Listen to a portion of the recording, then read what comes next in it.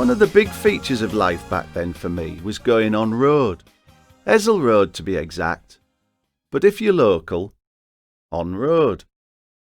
I mentioned going on road one time when I was chatting to this bloke in Oxford, and he made some sarcastic remark about not knowing that Hull had a large beatnik culture. I said, "Oh, if you're from Oxford, your name's Nick and you could do with a beating it has."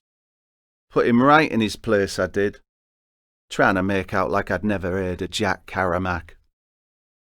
He's probably the sort of guy who'd pronounce it Hessle anyway. Hessle. It's not Hessle, it's Hessle. Like that song Liza with a Z, 'cause S spells Lisa. It's the same with boyses.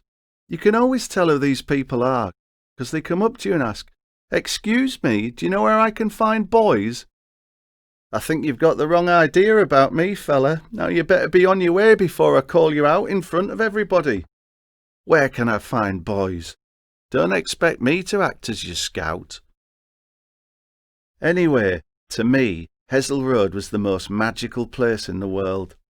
I can still recall all the various street names such as Liverpool, Manchester and Scarborough, like some Hull forerunner of Del Boy's van.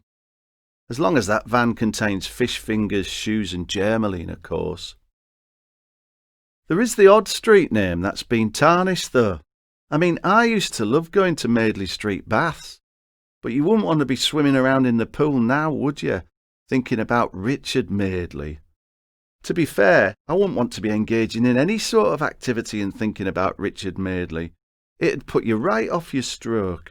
I mean, there's a good enough reason for knocking the baths down right there. So what would happen was, I'd go on road with Mam, and after the usual drool down Kingston Cycle's window, we'd head off to Auntie Didlam's. Passing Eton and Harrow Street on the way, two of the poorest streets in Hull. Maybe spend a couple of club checks from Uncle Boot at Clothing House, which, contrary to the name, was actually a structure made entirely of bricks and mortar. And then we'd pick something up at Frank D's, a superstore owned by a gentleman named D, who had a very forthright manner. And all the time you're just surrounded by tons of local characters, just like worlds within worlds. Trawlermen swaying to and fro, looking like they hadn't adjusted to being back on dry land yet. But then you realised the wives had failed to head 'em off before they'd got to the pub with their wages, and they were basically 3 sheets to the wind, to use a nautical term. Then there were women everywhere pushing tansads, with kids in 'em no doubt dreaming up ways to play off-ground tig without ending up in a barrack house. And blokes in vests in all kinds of weather. Diehards, Mam used to call them. She reckoned you could get a 6-pack of them from Willis's. They were always covered in tattoos, a lot of which were homemade. Mam wasn't very keen on tattoos, especially homemade ones, and told me I'd be better off avoiding them if I could. Not just because they were permanent, or because they had any health-related issues going on, but because she'd seen too many examples of what she called poor literacy. Like our Des, who'd wanted to get a tattoo on his shoulder in tribute to Mark Bolan, and ended up with one saying Electric Warrior. A big black and gold thing it was. Brings a whole new meaning to his songs though, doesn't it? I mean, you wouldn't want to be riding any white swans if you thought one could break your arm, would you? And as for Hubcap Diamond Star Halo, whatever that is, you wouldn't want one of those above your head. Not if you didn't want to end up in Hull Royal, you wouldn't. Worse still though, Des had done one himself copying the front cover of that Slade album. You know, the one where they've got the band name written on their knuckles. And he'd managed to miss the L off. So he'd had to wait 10 odd years before his knuckles became musically relevant. And that's assuming you like soft jazz, which he didn't.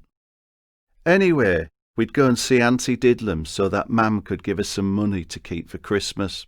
We were saving up for a colour TV. Auntie Didlam lived on Subway Street, and we'd always stop in for a sandwich and some Nesquik for me. But we weren't able to stop too long, because Auntie Didlam was incontinent, bless her, and there was always a funny smell about the place. It's a good job we called her Auntie Didlum, really. Her actual name was Babs. Do you know, I once had a girlfriend from Birmingham, and even though I told her people in Hull were really friendly, she said she thought they were the complete opposite. And then I realised she was going round saying to everybody, "You're right, Bab." I mean, what do you expect? I don't go to Birmingham, do I, going, "You're right, Pooh"? You're going to end up putting your foot in it, aren't you? And while we're on the subject, she kept using the word cob as well, which I found really annoying. It's not a cob, it's not a bun, it's a bread cake. That's how we roll. I mean, you'll never get me going into Skelton's, will you, saying, "Can you sort me out with a couple of your baps, love?" Not unless I want to end up with them wrapped round me head, you wouldn't. I suppose it's all right me going on about how other people from other places talk, though. I mean, we've got a way of saying things that might get us into trouble as well. I mean, if anyone from London, Oxford or Birmingham asked you if they could do something, you'd have to be very careful when you told them no, you couldn't. Unless you were sneakily trying to tell them a home truth or two. I had no idea how we were ever going to afford a colour TV either. From what I could make out, we couldn't even afford a licence for the black and white one we already had, which Uncle Sandy reckoned meant we could only watch ITV, because the advertisers paid for that on our behalf, apparently. So we ended up watching loads of comedies with titles like Bless This House, Man About the House and Doctor in the House, as well as others that suggested less of a sense of confinement. One time, though, our Les said he'd take me to see a colour TV, so I went with him to visit this hippie bloke who had one and lived by himself on Bachelor Street. But when we got there, it turned out it wasn't a colour TV at all. He'd just painted the outside box in psychedelic formation, which had more of an effect of making your eyes go funny, like sort of kaleidoscope eyes.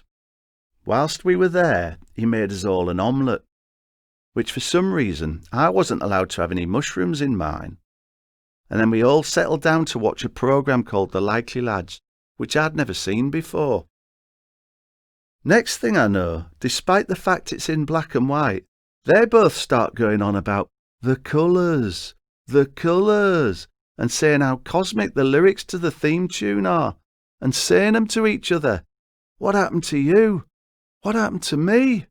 What became of the people we used to be?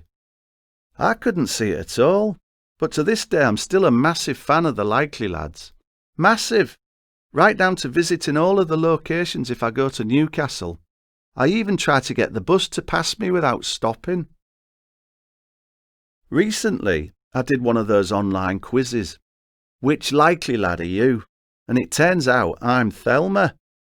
Apparently if you say stuff like, "Are you really thinking of going out dressed like that?" Or "Don't be late, because we're visiting my mother tomorrow," that makes you a Thelma. Canny like, innit? Or uncanny like. Depends how you look at it.